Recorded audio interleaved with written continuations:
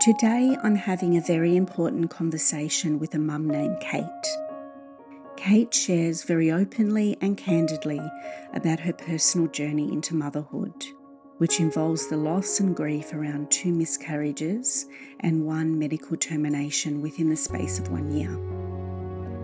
This is not an easy topic, and I ask that you use discretion when deciding if the content is right for you at present, depending on your own personal experiences and the feelings it may raise. Whilst Kate does not sugarcoat the hard parts and the toll these cruel experiences have had on her mind, body and soul, she also speaks with such dignity and compassion when talking of her losses, and you can't help but notice the hope in her voice. Kate is using her painful experiences to promote the change that she would like to see in her workplace, which is the construction industry. She has now trained to be a doula and is using these skills and personal experience and understanding to bring awareness and emotional support to her colleagues who might be going through similar situations, and also facilitating positive workplace policies and changes that support women who are mothers with their maternity leave and return to work conditions. This is so heartening. I hope you get something positive from this episode, and please do reach out for support if this conversation has been difficult or has raised deep feelings for you. Enjoy the episode. Hi Kate, welcome to the podcast today. Thank you for having me. You're welcome. So could you tell us a little bit about yourself? So where you work, have you got children, how old they are? Yeah, so I work in the construction industry in marketing. I have a 2.5-year-old, pretty much 3. He turns 3 in May. I was pregnant with him just sort of at the beginning, peak COVID. So that was a real experience. I was heavily pregnant working up until 2 weeks out. So I basically fell pregnant quite quickly, which was fortunate for us. Due to COVID, we'd pushed our wedding out and we changed our plans, and then we're like, we need to buy a house, I'm pregnant. So everything kind of was like, well, our whole lives have changed. It was very exciting. And then I gave birth to Vinny on the 3rd of May, 2 weeks prior to my due date. We had a pretty smooth sail. We were in the public system. We were very fortunate to have really good care that we did at the time. Vinny was fine. We had a couple of things towards the end where my placenta was starting to basically expire, you'd say. So what happens is the blood flow from the placenta to him was slowing down. So he came 2 weeks early. Water broke on the Sunday, was in labour basically till the Monday night, and had him. And when they showed me my placenta, it was almost hard. It sort of crystallised. So that was almost like a sign of like, he wants to get out of here. He's ready to come, which I was more than happy about because he was really low and he engaged quite, by like 35 weeks, I felt like he was ready to go. But the post-care, I have to say, was a bit dark for me. I had him, and then I was in a room with another woman. If you're in the public system, you share a room. Fine, I can deal with that. But also the window didn't open. We couldn't have anyone come and see us, things like that. And then I had a few things wrong with me after having him. So I'd had to have an episiotomy and clamps to pull Vinny out. Therefore, it meant I had then pushed as I was falling asleep while I'd been awake for 2 days. Basically, I had bladder failure. So I couldn't actually go to the toilet properly after having him. So therefore, I had a catheter for 7 days. So it was kind of like bedbound, trying to look after a baby in a room. They sent my husband home every night. A woman next to me, same situation, absolutely no idea, haven't slept in days. I'm positive I hallucinated on the 3rd night. I thought the curtains were like shaking when there was no wind in the room. But yeah, it was an experience, like a roller coaster, complete survival mode. It really does make you very resilient. But I have to say, it definitely made me realise that I want to go back to the public system to have another baby, just because I feel like for someone like me, I wanted the midwives around a bit more. There was not enough midwives for the women around. So, you buzz at 3 a.m. and we're waiting half an hour, and then, they're like, oh, you can't fall asleep holding the baby. It's like, I'm trying my hardest to look after the baby, put him back to sleep and not fall asleep myself. So yeah, there was a pretty difficult few moments, having people put catheters in and out of me after having surgery down there, pushing a baby out, doctors just ripping open the curtains, coming in. There definitely did feel like I lost a lot of myself for a few days, really struggled. I seem to remember one time when these nurses couldn't get the catheter back in, they kept trying. I screamed the hospital down and said, go get a doctor and you have to numb me because you can't keep trying to do this. Like, do you understand what's just happened to my body? And yeah, and also being COVID, I only had my mum and my dad and my best friend come, like that was it. I actually preferred not having lots and lots of people come, but it was more like still a bit isolating because you kind of like, I need a familiar face while I'm on no sleep. My body's completely just had an overhaul of life. And yeah, breastfeeding was a big problem. He latched on, but latched wrong. So my nipples bled for 2 days. And then the doctors were like, you need to stop breastfeeding and just pump yourself. He'll go to bottle. We lasted about 13 weeks mixed feeding, and then he'd had enough. He was like, why would I bother with the boob if I can get the bottle? So he weaned off me. So I went straight to the bottle. But yeah, otherwise, the first few days, because I was in hospital for 7 days, were tough. But the postpartum part was some of the best days of my life. I would never forget my time with him, particularly being COVID lockdown. I just loved being at home and it being him and I like completely just became in awe of him and just loved our slow routine and going off him, and it was the best thing ever. I wouldn't have changed that time for anything. So for some, COVID was, yes, not good at all, and it was tough at times, but I actually liked really going back and taking it to the, kind of 1920s slow of just doing the normal things with your baby, not rushing out to a cafe to meet a friend or taking them to the shops. It was really nice just taking him for walks every day and just, yeah. Yeah, COVID time, it just adds so many layers to our experience. So it's quite a bittersweet time, wasn't it? Yeah, it really was. Yeah, because you need your village, but you also need your time. To me, I feel like that time at home felt really important. It was really nice getting the bond and, all the new things you're learning, all the changes that happen with them and you over those first 4 months are huge. So just being in your bubble is super important for new mums. And I feel like the pressure of having 50 people come over and having tea and coffee ready and being on and when you're on no sleep, I really liked that I had a slow start to it, because my life was never like that before. It was always full on with my job, weddings, friends, things, always had stuff on. Yeah. It was completely like stop, breathe, enjoy every minute, and I loved it.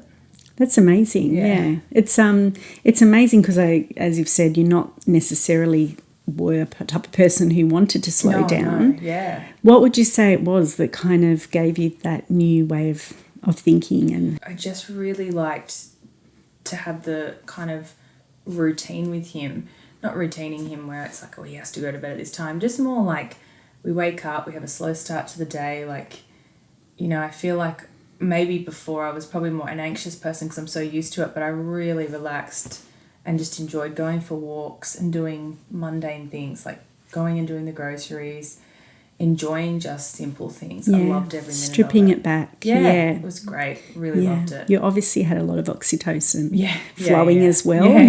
Which is amazing.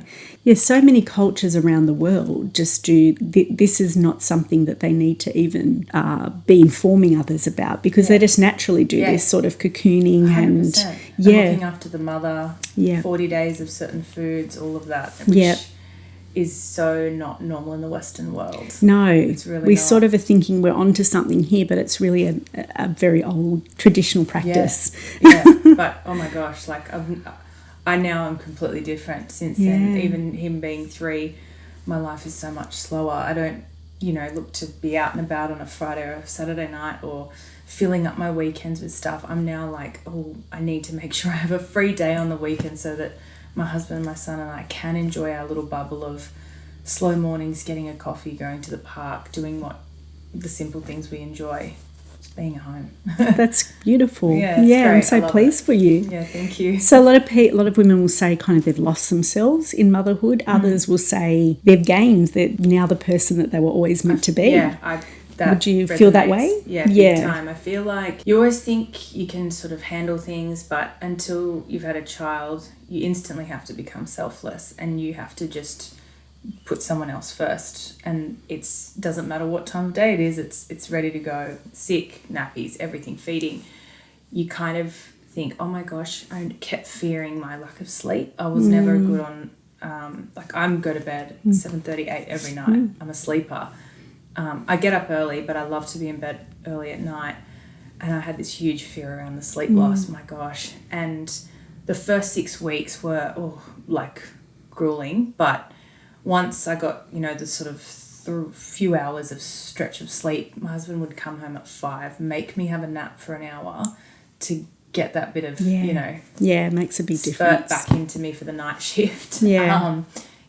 But going back to work, and even the funny thing was Vinny was a really good sleeper till he was 1, and then he became the most terrible sleeper, and he still is. He's actually improving just recently. So we've had a solid 2 years where it's been really average sleep, but we still go to work every day and push through. And I never thought I'd be as resilient as what I am now, handling motherhood, having an intense job, life itself, friends, family things, and all the other things that you just don't think about. You're like, oh wow, there's just always so much going on. Yeah. But you just do it. You somehow we can do it. You just do it, and you push through it. And you really savor your social moments, and you pick and choose them. So now I find, a friend messaged and said, let's go for breakfast with myself and 3 others. I'm like, let's do it. Love to go out and have a drink and have dinner and stuff and go out and dance. But I'm like, bit less of that now, because it's like, I want to save those ones when it's, really worth going. When it counts. Stuff. Yeah. No, that's great. Yeah. So how did things continue for you in your motherhood journey? So, we had Vinny, and then in 2022, we started trying for another one. We've been incredibly lucky to fall pregnant pretty quickly. We fell pregnant at the end of August 22-ish, and it was just before Christmas, I got to 10 weeks, and I was having my first obstetrician appointment. I chose to go with the private sector and an obstetrician because of the placenta issue, the loss of the bladder problems. I want to try and breastfeed the next one. I really want extra care and support. I want to make sure that there's lots of eyes on things, and I did my research, and I was really fortunate to find an amazing obstetrician who I've been with now for 2 years. And his wife, funny enough, is the in-house female physio. So they really ticked the boxes for us. They were 5 minutes down the road. We're like, wow, this is amazing. So it was our first ever meeting with him at the 10-week mark. And my husband just was like, I love this guy. If you've met my husband, he gets bromances quite quickly. When he loves you, he loves you. So he was just like, oh, thank God. And he must have stepped out of the room, and he goes, oh, he's it. So it was our first initial meeting with him at my 10-week mark, and we thought, oh, thank God. Days prior, I'd got gastro, so I was really sick. Picked it up from daycare. Anyway, he did say to me, James sort of said halfway through, he's like, oh, you look really dehydrated. How are you feeling? Are you okay? I said, oh, no, I've had gastro, but because I think I want you to come in tomorrow, and I'm going to hook you up to a drip and just stay in hospital for the day. And this was the peak busyness of my job. So people think when you're in the construction industry, it slows down. For my part of my job with tendering and marketing, we have 20 deadlines in the last 2 weeks. So it's like really intense. So this was the Monday night. He's like, you're going to have to take Tuesday off and do that. I said, oh, okay, yeah, cool. So he's like, let's have a scan, see the baby, which is another thing I love about an obstetrician, having the in-house scans just ready to go. I really like knowing you can go see them and have a scan every time. They're on tap. Yeah. It's the scans to me is, there's nothing better than seeing the little heartbeat and seeing them wriggling around. So I had the scan, and he was scanning, he was quiet, and we were sort of like waiting, and he's like, oh, like he really has an empathetic side, which I love about him. He said, I'm not usually wrong with this, but I can't find a heartbeat. And I was like, okay. He said, I'm really sorry to tell you there's definitely no heartbeat, but obviously because it's in his rooms, he still needs to get a proper scan to double check. So instantly I looked at the screen and the baby was dead. Like, I knew it. You could tell. I can't explain it, but we knew it was not good. I screamed the hospital down. Like, I screamed, I wailed. Mm-hmm. I've never felt heartache like that. It was like grief, loss, broken heart.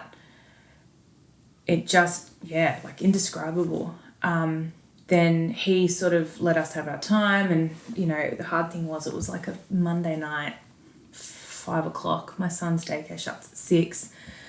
People are in the waiting room, so we were like, okay. So he's like, I'm gonna book you in for a scan, and we'll chat to you tomorrow. So instantly called my mum, blubbering, you need to come over. You know, I need my mum. Yeah. Like, I need like, my husband's great, but with that sort of stuff, you need someone that gets it. Well, he would probably be in shock too. He's also going through this. We were also renovating our house, so we had builders at our house when we got back, so that was fun. So I went the back way through the house because I was like, I can't look at anyone, and just went straight to bed. My mum came over, and, you know, anyways, then the next day went to the scan, same confirmation, the baby had died. My doctor said, I'm positive this is because of how sick you were. You know, it's really difficult when the babies are so little, like, for them to keep up with something like gastro. So they said, there's multiple options, D&C, or you can wait. It was now 4 days before Christmas, and I thought, I have a son, we have Christmas plans, it's family, friends, everything. I thought, I'm not miscarrying and waiting around on Christmas Day. So we went down, and he said, you know, if we do the D&C, we can actually test and see if there's something wrong. I'd much prefer that.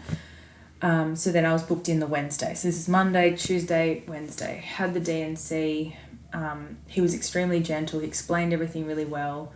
They didn't charge me anything. They were just super caring, empathetic, and just, you know, got that this is not a pleasant experience. Holding my hand, walking into the surgery, everything. And then he basically did the procedure, and then he sent it off for testing. So then they did find that there was an abnormality on the placenta, so that he thinks that's what caused it, plus the gastro, just there was not a good chance. Yeah, so basically we were like, okay, we'll take a break for a few months, process it all, Christmas time, New Year's, all that. We're like, we just don't want to think about it.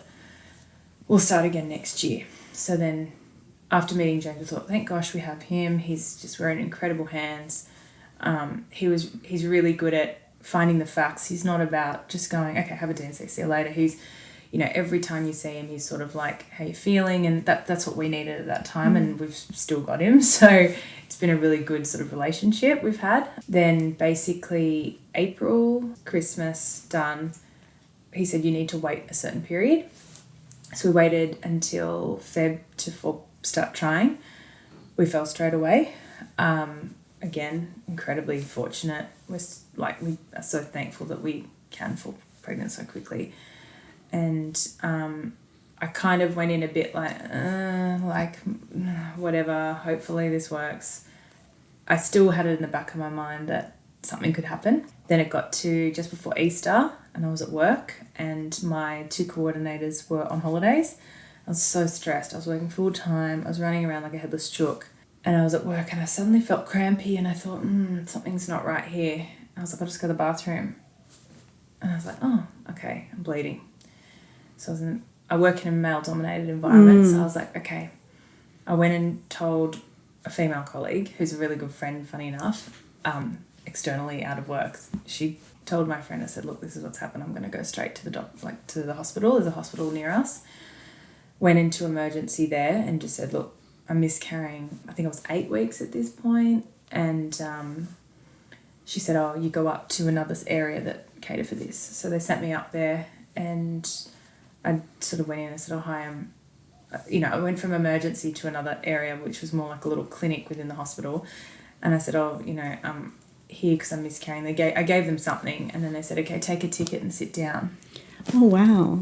And I just sort of, like, at this point as well, this is a public hospital in Sydney. It was so busy. I was like, I felt like I was at a deli at Coles. I was like, there's so many people, and right now I'm pretending like I'm in a deli, like taking a ticket, and so they said, just take a ticket and wait over there. So I said, I'm bleeding. I said, I need someone. I can't just sit here. Like, I need something. So then a nurse just like, oh, here, have a pad, like, go sit over there, sort of thing. Very dismissed. And it was a pretty rough experience. Meanwhile, I'm calling my husband saying, get here now. So then I waited 4 hours before I got to see someone. By this stage, I was in pain. I knew something wasn't right. I was like, there's something wrong. So they did they did an external, then they did an internal scan.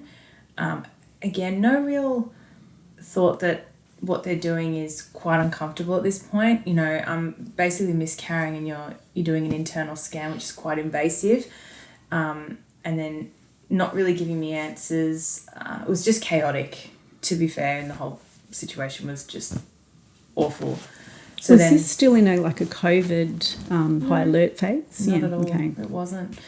And I remember thinking, why did I take myself to a public hospital? I should have called James, my doctor. But I think because I needed to get to a hospital and I'm miscarrying. They have said to me before, if you are, go to the public. So then I went in. Anyway, I finally see a doctor. She couldn't confirm if it was ectopic or not.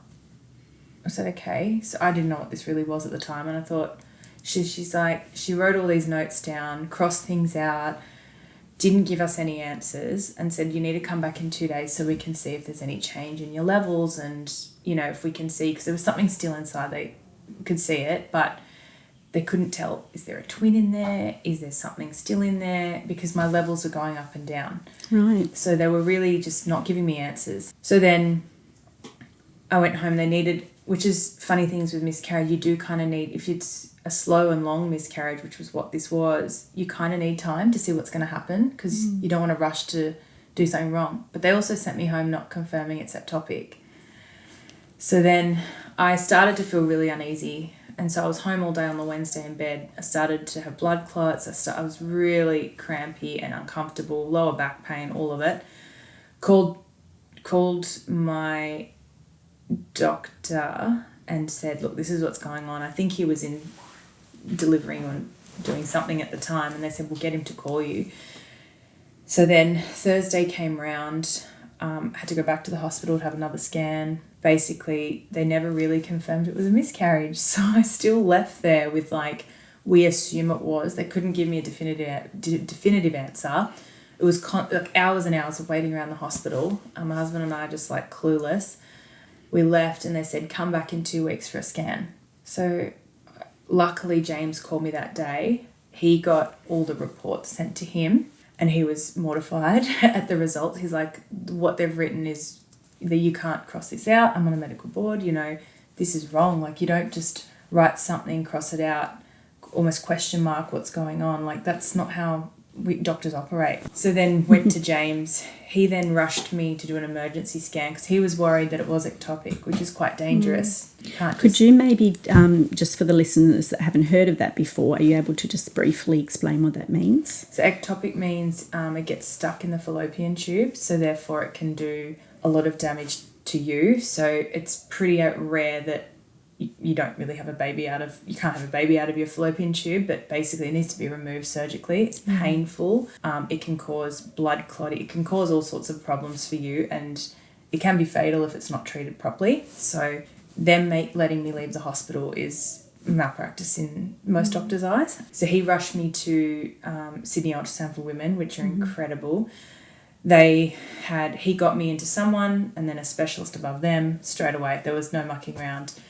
got in there. Yep, they're like, we can confirm you're miscarrying, but there is something stuck. So it's almost like you have to wait it out or do another D&C. And Durant and I again were like, no, let's do another D&C.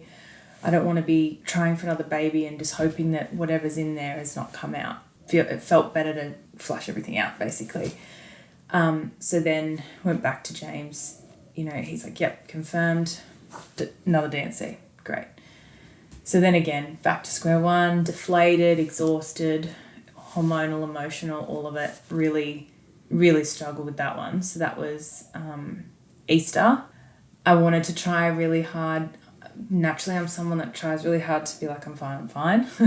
I'll break down in silence somewhere else, but I'm fine. So we had Easter lunch with friends. We had heaps going on. I thought, this is a good distraction. I'd rather be with friends and stuff.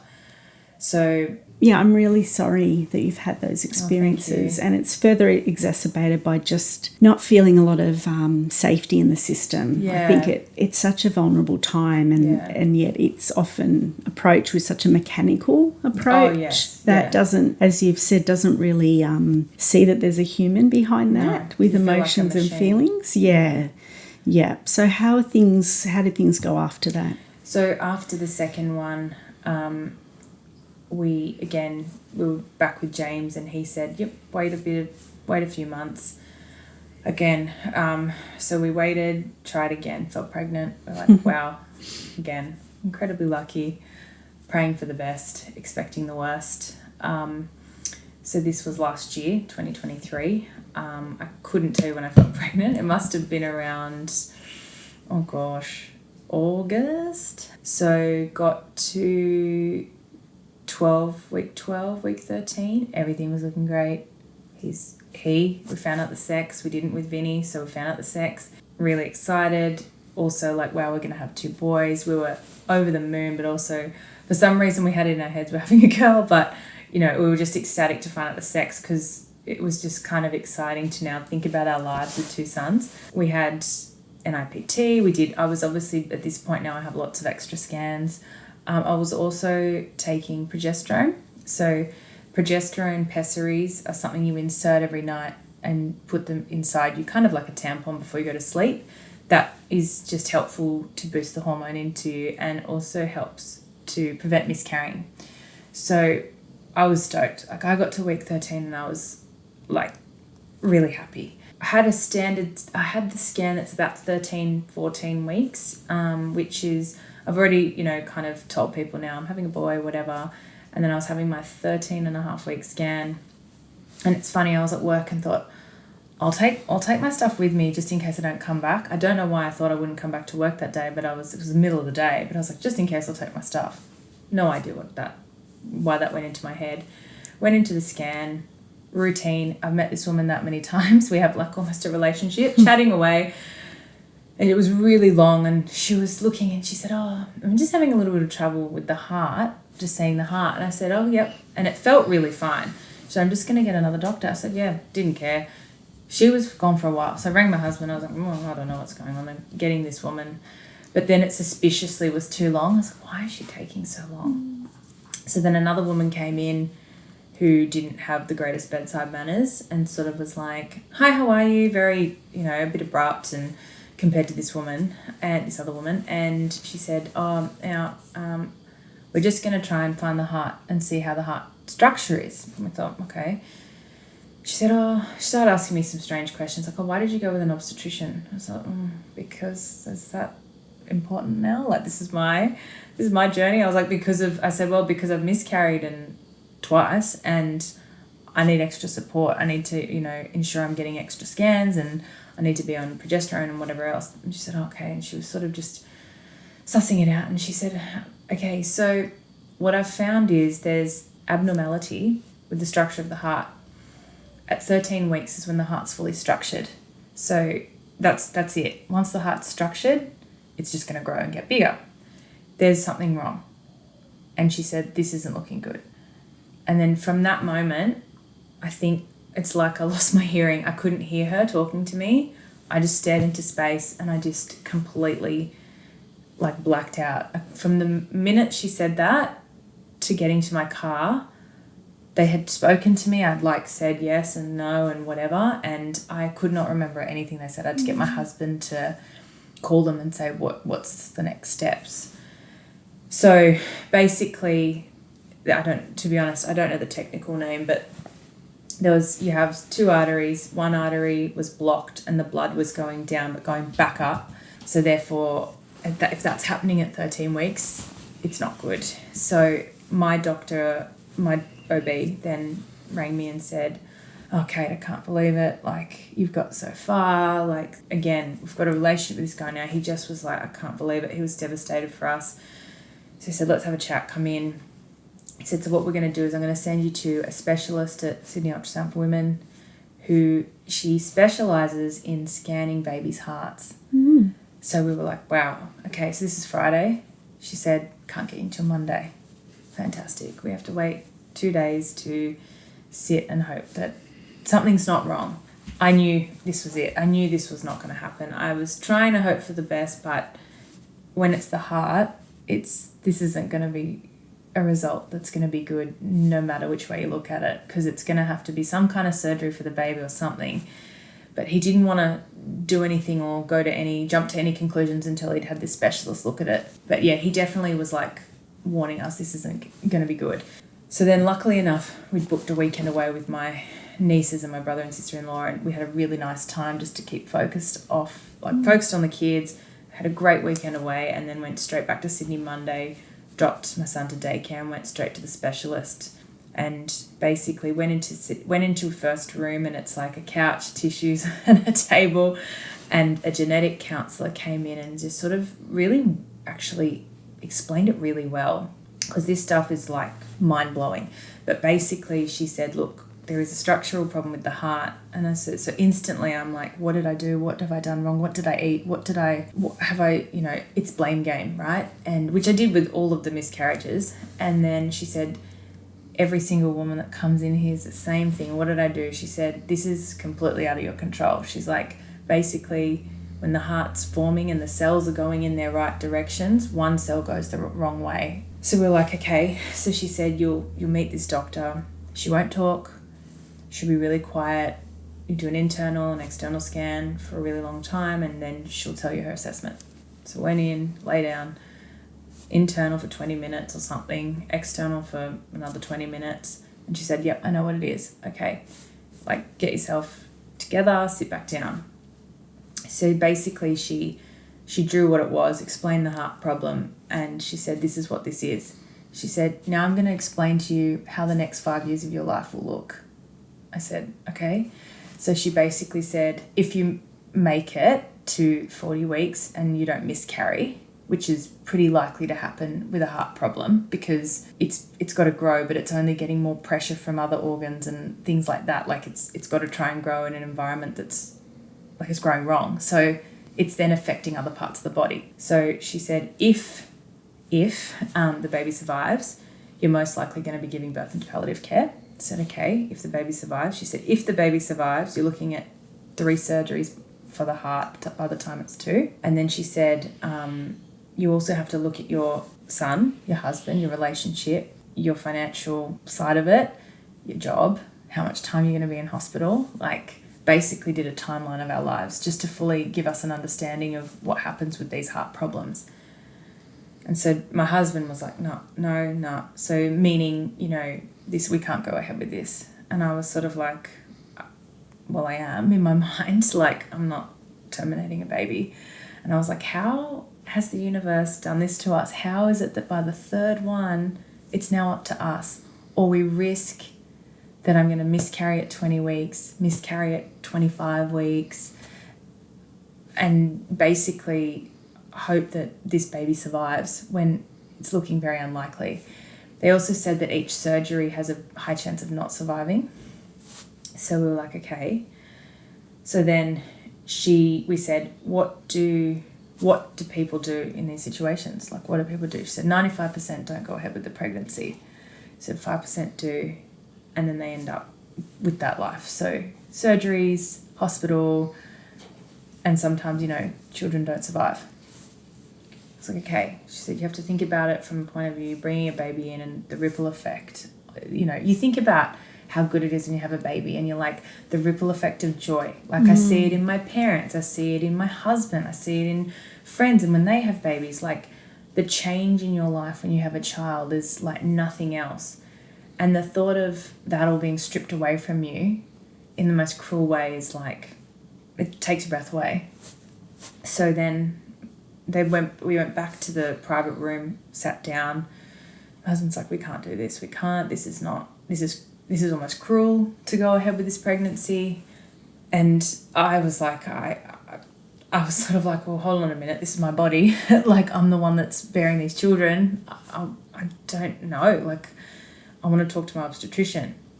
Because by then, when we were seeing our obstetrician, she would have given a full report back to him. So she just said what she said then obviously sends scans back, does a deeper report, sends it to our OB.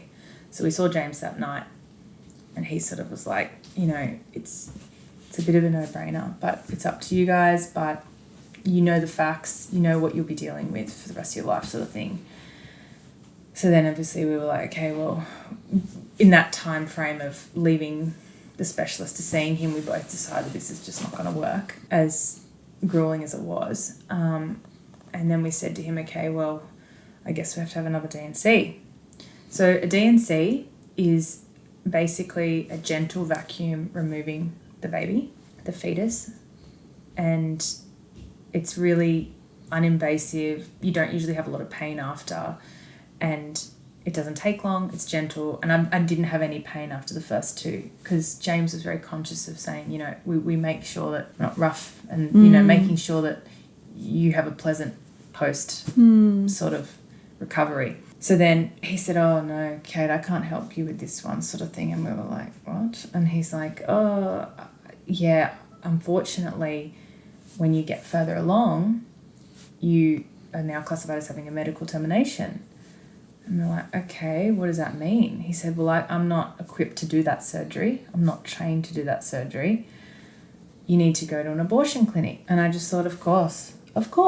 Why would this be simple? Why would this be easy? And why would this be fair? So instantly I was devastated.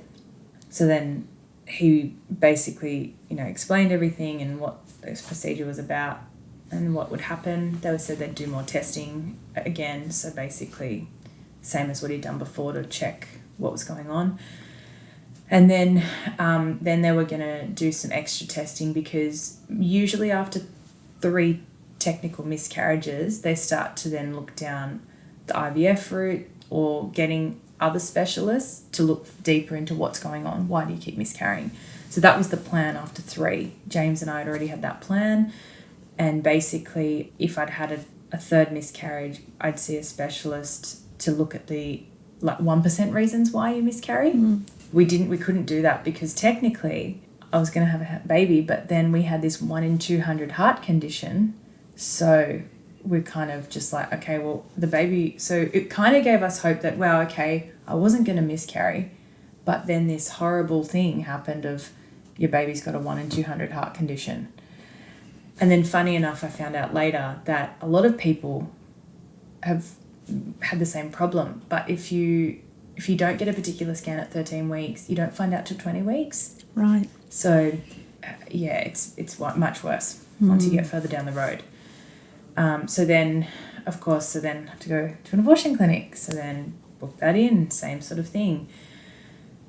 It was horrendous. It wasn't nice. It felt so, I can't even explain, just mechanical. Yeah, no, there was no, just like, again, a number. You're just coming in to do something and leave, and there's no realization that there's a full emotional thing behind it. The doctors were great, they were fine, but it just felt awful and painful. And yeah, and then, it's not like a hospital, it's very different.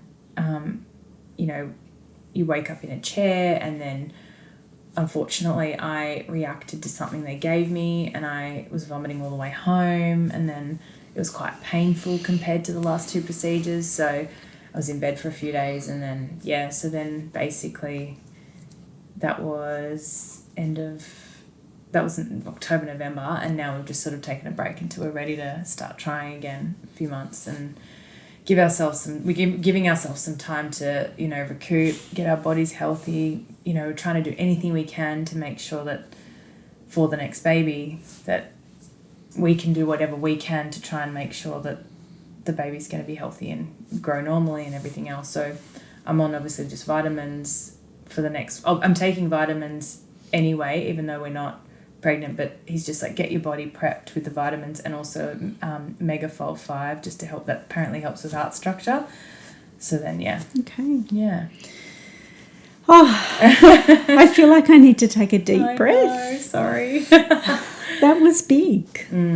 I can't, and I'm just an onlooker. Yeah. I can't imagine what that must have been like for you. Oh yeah, and the guilt of also having an abortion, because that's what it was. I mean, it was a medical termination, but it was like nothing else, because there's still guilt around it all, and but I would have had more guilt bringing a child into the world, knowing how unlikely the baby was to survive, and then putting my family through all that as well, when we know that we could prevent a lot of hurt and pain.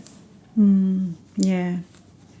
It's such a personal decision, isn't it? Yeah. And nobody can... And no one will ever understand until they're in that situation. Again, even the third, I was like, I never in my wildest dreams would have thought that I'd be presented with that decision. A lot of people...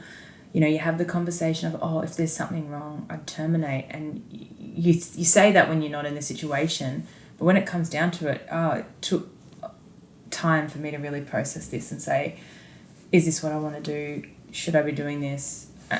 Am I, a murderer? It's like the craziest stuff comes into your mind. But I'm also like, well, but is this baby in pain? And is this baby struggling to survive? And then am I just going to be miscarrying or having a stillbirth later? As soon as they said to me as well, you're most likely going to be giving birth into palliative care, that was like alarm bells. Yeah, I can't even imagine what hearing that sentence does to you. Yeah. Pretty awful. How did you find comfort after that? My son. We're so lucky we've had him the whole way. The funny thing is, everyone thinks, we'll take your son and we'll which is naturally humans want to help. They're like, let us take Vinny for the weekend, and we're like, no, we can't have him away from us. If anything, it's like we're holding him closer, holding him tighter. Just, we just really didn't want him away from us in those times. But I think the third one, because we knew we got further along, but it was just a really unlucky and unfortunate 1 in 200 situation. We thought, okay, well, this is good. Maybe the progesterone and maybe the vitamins and whatever else is working. Maybe for the next one, this will take, and hopefully we don't get the 1 in 200 deformity. Yeah, so that was strangely comforting in that weirdly it was enough. nothing you did. Duran and I, my husband and I, always are like, we are so thankful and lucky that we didn't have to go down the IVF route to have a baby. We're so lucky we can fall pregnant the way we do naturally. And so we'd never have sort of tried to be woe is me type situation. It's always like, we can fall pregnant. We will have another baby, and we're pretty determined. So it's like, it's just when it happens, it's just a really unfortunate journey we have to go on to get to our second child. Yeah. That's great optimism. Yeah. It's probably what's also helped pull you through. Yeah. And keep going. What's the point of laying in bed? I mean, I definitely had my moments of laying in bed and crying all day, but what's that going to achieve? Not much. I'd much rather just keep pushing through. If anything, it's like I'm getting knocked back down. I'm going to get back up and keep going, because I know I'm not meant to just have one child. I want more children. How do you feel your body has been impacted by that in a physical way? The recoveries were... I've always... Because obviously, I've already slowed down after having one child, but after these experiences, it's not that I became a recluse. I just became more protective of myself. So I really made sure that I was in bed recovering properly. I definitely gained a lot of weight over the year because, your hormone levels are going up. I was also very sick for all 3 pregnancies. Could barely eat anything but bread or pasta or all the junk food. So, and I also think that food was my only outlet of okay, I want to have a nice bowl of pasta. That's going to make me feel good. that was my advice. So I definitely gained a lot of weight. The progesterone also makes you gain a lot of weight, and they did warn us. They also warn you, there's hair loss and there's this, that and the other, and you're like, great, this is great. Another thing that women get to look forward to doing, all the while trying to have a baby as naturally as possible. But I definitely tried. I'm someone that tries to exercise a lot for mental health. So when I did get myself back on track, I'd get the spurt to just go to the gym, and it would really help me recover mentally, not just physically, but mentally. Yeah, because I think if we stop and think, you've actually had 3 pregnancies in that time, and so your body has already gone into gear to set itself up for being pregnant, to carry a full-term baby, and then to have that baby birthed in various ways. Yeah. Did you stop and think, I need a rest period, I need a postpartum period after each of those? It's hard with my age. So the first one, in terms of resting, it fell on the 2-week break that my work shuts down. So we definitely recouped and did have rest. The second one, I didn't take any time off. I basically had the surgery on Friday, went back to work Monday. I think it's a bit of a coping mechanism to keep going for someone like me. And then the third, I had 2 weeks off work because I couldn't speak for a week. I basically just shut down. And then the recovery was pretty rough. And I also didn't like talking to people about it because of judgment. I didn't want people's opinions. I did not want people clouding me with going, oh, wait a minute, saying silly comments about what's happened that they may not realise are stupid. But it's like, I don't need people telling me or giving me any input at this time in my life. At this point, though, I did go and see a psychologist. I was like, I'm at a loss. I'm on my knees. I don't know what to do. How am I supposed to navigate through this? And she gave me some great tips. She basically said, feel the emotions and feel it, embrace it, cry, get upset, but don't let the narrative take over.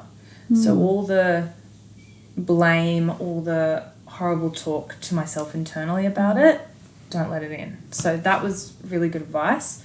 I'd always embrace crying in the shower. I find that really therapeutic. I don't know why, because it's like you're place. You're private. You cry. You're washing it off, and then you get out of the shower and you're fresh. But I really, really found that helped. But I did take her advice on board and was like, no, I'm not letting my horrible thoughts about myself come into play here, because at the end of the day, this is what's happened in my life. It's me. It's not about anyone else. It's what's happened between me and my partner. Until someone's dealt that card, you have no idea what you're gonna go through, what you're gonna do. And it's incredibly life-changing and altering, because you never think, most people don't think, after I've had a baby, I'm going to miscarry. No way. I'm going to have 2 miscarriages and then a medical termination after having a healthy, happy child. Yeah, you can't anticipate those things, and you should never. Oh, no. You should never judge anybody because you have no idea what they're going through. No. I really think when it comes to motherhood, there is so much unsolicited advice. You breastfeed and you need to do this. It's like, hold on a minute. The mum needs to do what suits them. It's about them, their journey. If they want to breastfeed or they don't, or they want to co-sleep or they want to put it straight in the cot, that is completely their prerogative. It is no one's business how you mother. Totally. So, Kate, this topic is quite sensitive. Yes. And I know there'll be maybe some people triggered by this, or, feeling uncomfortable with the subject. It's not a subject, as we've talked about, that's readily talked about. No. And so what would you say? I think sometimes people do say the wrong thing, what might seem like ridiculous things, what might seem quite judgy and critical, maybe because they just don't really have the understanding. Yeah, so I did notice, obviously, all my friends and family were pretty supportive. The perfect thing someone would say to me is, when you're ready to talk, I'd love to come over for a coffee and just, like you just vent to me. It's basic. It's not rocket science. It's just normal emotions, human emotions. Let them know you are there. Definitely. It did feel good when you had people just reaching out, making sure that, you know they're there. But definitely like no comments or opinions. I think just listening is enough.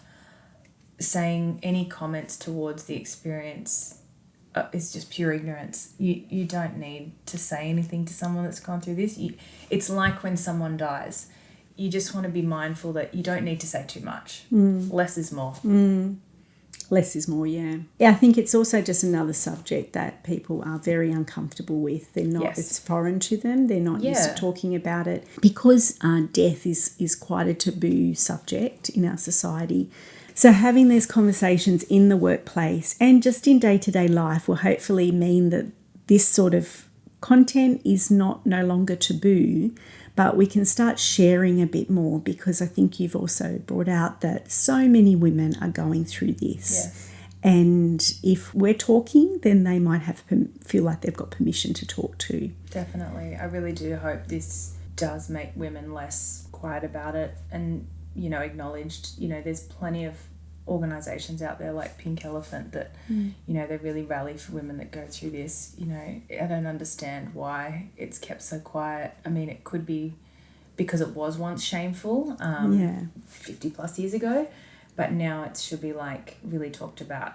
Yeah, it's showing a lot of respect and dignifying that you've been through this, but also that it's no reflection of you and your abilities as a person. Exactly. Yeah. Returning to work, how's that been for you? Returning to work was interesting. I went back when Vinny was about 10 months old. I was ready to have time away from him, but part-time, so 3 days a week. It was really difficult to come back into my role because my role is a full-time role. So I was just like, hopefully going to make this work. So I thought, we'll do 3 days, we'll go to 4 once I've adjusted to him being in daycare. He's had some time adjusting to that new life. Lucky for me, he just loves daycare. He used to like get excited with little arms, and we're really lucky. Our daycare is incredible, and they're very nurturing. So they're almost like second mums. They're very hands-on, and that for us works the best because, if Vinny's sad or whatever, I want them to cuddle him, and we're very lucky to have the daycare that we do. But it felt really hard going back because of the, as we've talked about so many times, matrescence, which stayed with me from when I first met you, getting the postpartum massage all those years ago. I never stopped talking about matrescence ever since then. I've just banged on about it to people like, there's a physiological change in the brain. I don't shut up about it. People really don't understand how much we change and that we don't have a choice in that change. It's like adolescence. It happens. I feel like people don't believe it, and it's like, oh, baby brain, or, you're a mum now, you suddenly get pigeonholed into this different role, particularly with work, because people assume you don't want to be involved in social events, or you won't do the hours, or you won't show up to things. But if anything, it's the opposite. Mums go through so much just to show up and prove themselves. They use their time wisely. Yes. I had a guy painting our house, and he said if I could hire mums, I would only hire mums. He's like, they work 10 times harder. Yeah. They use their time wisely, and they don't muck around. I was like, that's exactly right. We're on a time frame. But I did struggle a bit at the beginning because, there was a lot of change when I got back. I was like, oh, I'm now a mum. I'm not pre-Kate without kids who could easily go out for lunch or easily go out for a drink after work or easily do whatever. It's like I'm now a mum where it's like, oh, everything depends on if this works for my family, or it felt, I don't know if that's just an insecurity we do to ourselves, because I'm in a pretty good working environment. I have really good support, so I don't know if that's just something we do to ourselves because, naturally everyone assumes you should be at home with your child until they go to school. A lot of people feel that way. I was like, no, I want to go back to work. He needs time at daycare and I need my identity back. But I think that some of it is more in our head, and, people were happy to see me back and all that sort of thing. It was just, I was like, oh, I bet you everyone thinks I'm not going to work hard. And it's silly. Yeah, in answer to your question, I think we can't really win, can we? No. It's so, yes, there'll be people that will be, oh, you're a mother, you should be at home. But then there'll be others that are like, you're just another employee like anybody else, and we'll just pretend that you're not a mother. Yeah, exactly. So it's like you're... So Have you been able to bring some of your mindset and your ideas and use your experiences in a way that you feel really proud of in the workplace? Yeah, I have actually. So in the midst of all the miscarriages, to which I did have a funny comment from an older man at work say to me, after the second one, which obviously he didn't know I had miscarriages, but he said, oh, your son's so cute. Had a photo of him on my computer. He's like, oh, you want to have another one soon, don't you? You don't want to waste any time.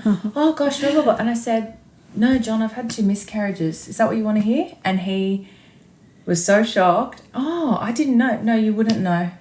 So I sort of did that to be like, mind your business. You do not need to be telling women in the workplace when they should be having children. It's absolutely nobody's business. And that sort of thing is a lot older, but it's also like that mentality of having a right to tell someone when they should have their child, no thanks, you have no idea what people go through. Yeah. IVF, egg harvesting, you name it, people are going through it. So since the miscarriages and everything, all I want to do is give back. I don't want to dwell on it. I just want to move forward, and I want to try and help other women. And the funny thing was, I was chatting to one of my senior managers, and she said, oh, blah, blah. She was talking about some programs, and she said, oh, we're going to do a doula program. I said, a what? And she said, a doula program. So I want to get some in-house doulas. I was like, shut up, I want to be a doula. I'm going to be a doula. So I jumped on it really quickly, and I was like, oh my God, tell me more. So she said, basically, I want to have someone that's like a support person to women in the office, that basically it's more of a like support and mentoring type of thing, without the massages and the home care and things like that, just at work. So you've got someone to talk to. And I was like, I'm doing it. So I was like, this is the outlet I've needed. I don't have to quit my job to go down this path, but I still get the best of both worlds. So instantly jumped onto the research, did a lot of research on who I could train with to become a doula, and start to basically build a framework of what this doula program would look like. This started a while ago, I'd say 8 months ago now. And then another girl volunteered. She lives in Ulladulla, and so basically she was kind of going to be the online support. And me being based in Sydney, I'm the Sydney support, and then we'll grow it from there. But right now we're in the midst of launching it. So we're launching it on International Women's Day.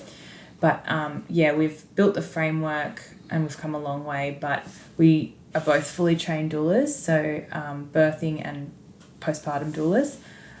We both had completely different experiences. So the good thing is we bring a lot to the table in different ways. So my focus is going to be in my bio, helping with pregnancy loss and things like that.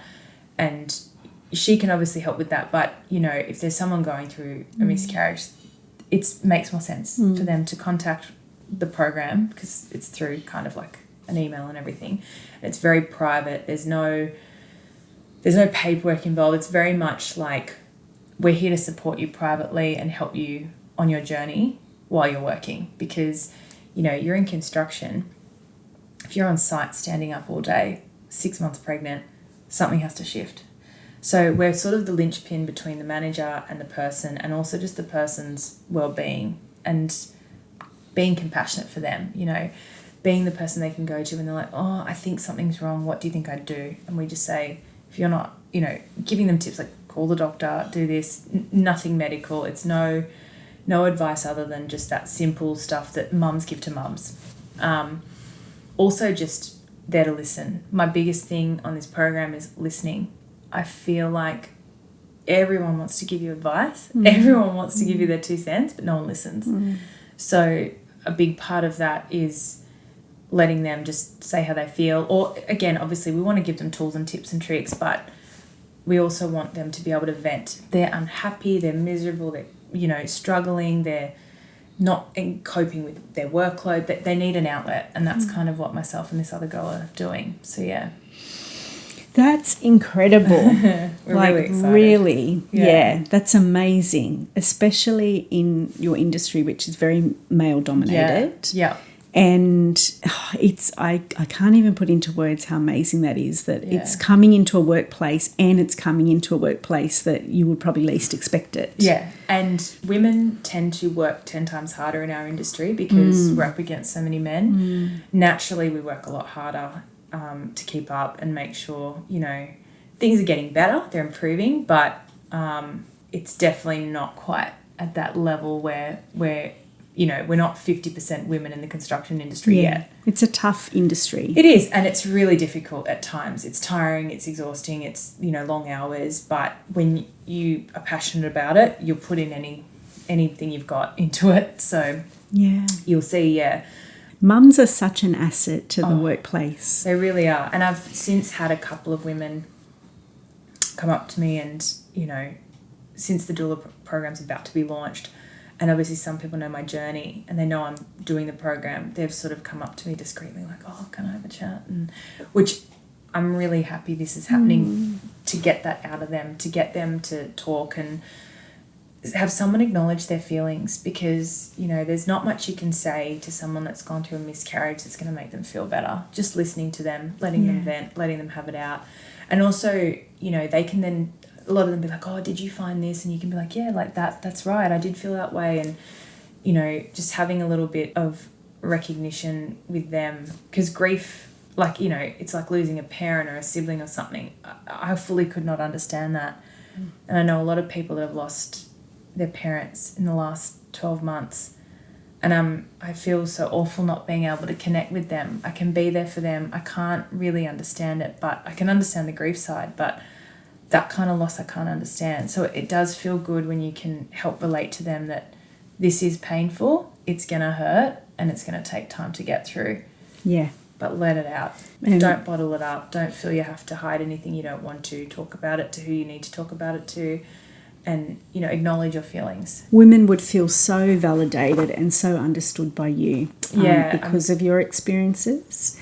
And I think something you said was really important, is that listening is the best thing you can do. Yeah, don't give advice, and don't try and say something you think is the right thing to say. I noticed that with my friends that lost parents. It's like I'd just rather let them be at dinner, have a glass of wine and just verbal diarrhea, get it all out and talk and say how you feel. And, like, let them feel pain. Toxic positivity is rife. I find it's just... oh, at least you can have a baby. No shit. I am so happy that I can have a baby, and I'm so lucky. It doesn't mean what's happened to me should be dismissed. It's still an incredibly painful journey we've gone on, and I have to acknowledge what's happened, because I'm not going to dismiss that we've had, from my son to now, 3 babies we've lost. I'm always going to remember it. I'm always going to think about it. I think it'll be easier when we finally do have another baby. It might be less painful, but it's never going to not be in the back of my mind. Yeah. It won't replace those other children. Yeah. So what would you say, Kate, to a mother who might be going through something similar to one of your experiences or all of them, that might just be feeling pretty bad or might be feeling guilt about that? Again, I would probably not say a lot, and I'd let her talk and listen. There is not much you can say. Cliche, time does heal pain.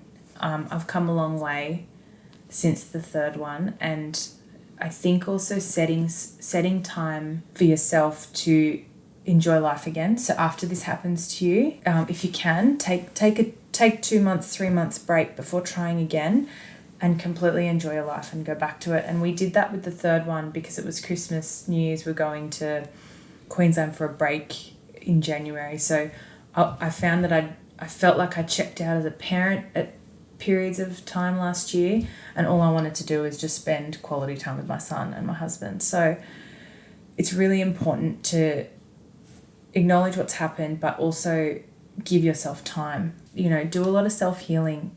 Go get massages, sleep all day in bed, nourish yourself. Just really look after yourself, because your body's gone through that trauma, your mind's gone through that trauma. Find all the healthy vices to help you get through. So for me, it's like gym, eating well, seeing friends and family, and just don't focus on it and try and just set it aside, because I think after 3 I was defeated, whereas after the first I was like, no, I'm ready to do it again. And I think, like we kind of talked before, was it too soon after? I don't know, but who would have thought I was going to have 3 losses?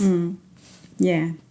So I think I'm hearing what you're saying is acknowledge. 100% Acknowledge that it's very painful what you're going through Yes. emotionally in who knows, because everyone is so different. Yeah. So not to kind of suppress that. Yeah. But then at the same time, allow the time you need, but then don't let it kind of eat you up. Yeah, and don't let that become part of your identity. Yeah, that's definitely, I would say that. Like the psychologist said to me, you know, don't let the narrative take over. You kind of want to... I like the line she used. Can you say that again?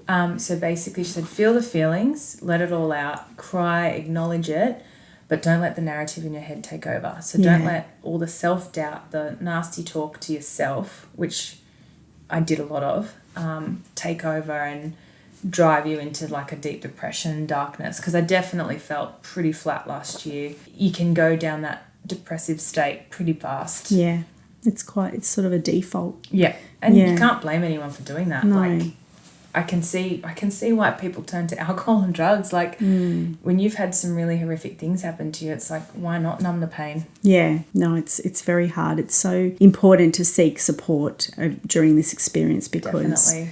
it's not healthy to be dealing with this alone. No, definitely not. And suffering in silence because you think, oh, I'd better not talk about a miscarriage. It's uncomfortable for everyone. We'll get comfortable with being uncomfortable, everyone, because we need to talk about it. Thank you, first of all. Thank you for coming and for being so brave in sharing your story, and for realising that sharing this story and your experiences is more important and powerful than feeling afraid to not share. Thank you. And also, I think the fact that you're aware of that term matrescence and what it really means. Once you know matrescence, you can't unknow it. No. And so there's a real drive that I feel in you, and a real passion, which happens to a lot of mothers, is because they now feel like they can't not see all the things that are happening. They can't not see the mothers that are suffering because of feeling loss or experiencing loss, feeling grief, and then feeling ashamed to talk about it, or embarrassed to talk about it, or coming into work the next day after a miscarriage because they think they don't truly deserve any time off because they haven't got a baby. Yeah. When really their bodies are still going through a pregnancy, still going through a birth. Their bodies, their minds are still going through the changes of identity, the changes of their body, their bleeding, their healing wounds. And the fact that you know that now you feel compelled to support other women. Definitely. And I think it really does go back to that magical word matrescence. Oh, yeah. I love that word so much. It's something I really want to hone in on in the doula program as well, just because we do we're going to support women through the journey of being pregnant at work, but also the return to work, because that change and shift will be really big for them, particularly the ones that are doing the long hours on site. You know, you may not be able to do those long hours on site. But the funny thing is that matrescence will just kind of change you anyway to be like, well, I don't want to do that necessarily. Yeah, that's right. And, you know, I never thought I'd work part-time in my life. And I was like, oh my gosh, I'm going back full-time soon. What? But yeah, I really hope that women that go through experiences like mine find it in themselves to ask for help or talk to someone they trust. It's difficult because, like the program at work, I'm glad this is happening for women in my work, so that if they don't have friends or family they want to talk to in that early stage, it's kind of good that it's like we're third parties, that we have no connection to your life. This could actually be better because they're talking to me. I know nothing about their private life. Yeah. They can get that out and get it out without having to deal with going to their mum or their sister or their friend that they may not want to. Yeah. Yeah, that's the beauty of being a doula, is often it's that neutral person that's not going to judge, that's not going to have their input, that's not going to feel so emotionally attached. Exactly. Yeah, no, it's that work that is beginning. I'm looking forward to hearing of the progress. We'll have to have you back on for sure when it's launched, because so valuable and so necessary, and I wish it would happen in more workplaces. I'm hoping this sets a bit of a bar in the industry, but also it's funny when I tell people what we're doing, they're like, that is amazing. Oh my gosh, my workplace needs that. I think it's really gonna take off once it's announced in terms of giving other people the ideas. You know, even things like parents' rooms. We've really thought about our parent room that we're putting together in the office. Little things that I made sure are in there, like, you know, a mum's going to go in there to, you know, express, but she wants a desk in there. She's not going to want to sit there for half an hour waiting to feed. She's going to want a desk so she can work and use her time practically. Little things like that. Even throughout the program, we're making sure we do things like send a dinner ladies voucher, so they're, you know, home cooked meals, postpartum massage, things like that. Little things, we're just trying to make them feel cared for, you know, reminded, we understand you're a human, you've just gone through something. We just want to do these little touches throughout it just to give them that extra care. It'll make so much difference. Oh, huge difference. Yeah. That's amazing. Okay, thank you. I'm looking forward to some updates. Yeah, great. Thank you. Thanks. I hope that you enjoyed this episode and that it offered something helpful to your own mothering experience. If you are a pregnant woman or know someone who is, head over to my website to receive your free copy of the postpartum checklist and contact list. And if you'd like to be better prepared for your postpartum, both practically and mentally, purchase the Peaceful Postpartum ebook, a 52-page interactive guide on what you need to know and what matters most in postpartum. And so that we can get these conversations out to more mothers, I'd be grateful if you could like, share, and review this podcast, and we'll see you next time.